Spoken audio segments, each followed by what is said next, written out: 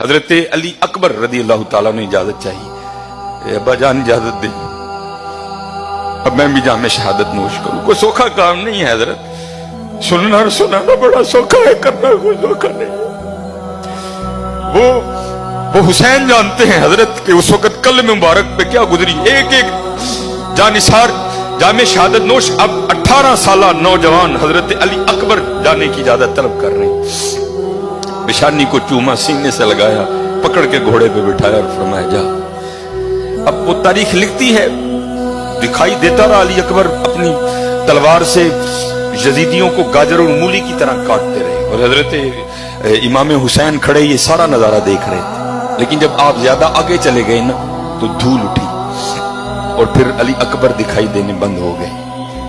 پھر لکھتا ہے لکھنے والا مورخ ابن عساکر کہ تھوڑی دیر بعد نا امام علی مقام کے لخت جگر علی اکبر واپس آئے اور آ کر عرض کی ابا جان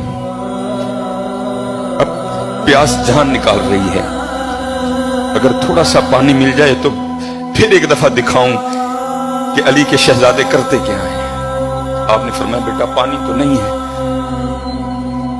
آپ نے اپنی سوکھی زبان نکالی، فرمایا یہی چوس لے۔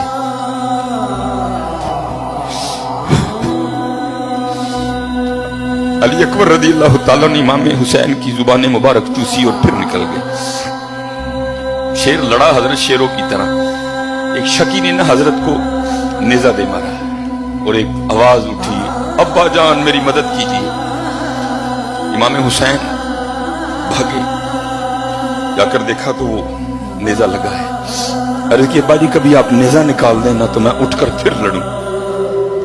آپ نے چوما بیٹے، اور لکھا ہے کہ نکالا بھی نیزہ آپ نے، جب وہ نیزہ نکالا نا تو خون کا فوارہ جاری ہو گیا، اور امام حسین علی مقام رضی اللہ تعالیٰ عنہ کی گود میں حضرت امام علی اکبر نے جامع شہادت نوش کی۔ اب حضرت لکھنے والا کیا کہتا ہے، یہ خیموں سے اور میدان جنگ کا جو فاصلہ تھا نا، عمر مبارک 56 سال 5 مہینے 5 دن، نہ سر کا کوئی بال سفید نہ داڑھی کا کوئی بال سفید۔ ابن عساکر لکھتے ہیں کہ جب میدان جنگ سے علی اکبر رضی اللہ تعالیٰ عنہ کو اٹھا کر امام حسین خیموں تک لائے نا تو سر مبارک اور داڑھی مبارک کے سارے بال سفید ہو چکے تھے۔ اللہ، کوئی بال کالا نہیں رہا تھا، سارے بال سفید ہو گئے تھے۔ میدان جنگ سے خیموں تک کا فاصلہ اپنے 17 سالہ 18 سالہ لخت جگر امام حسین نے جب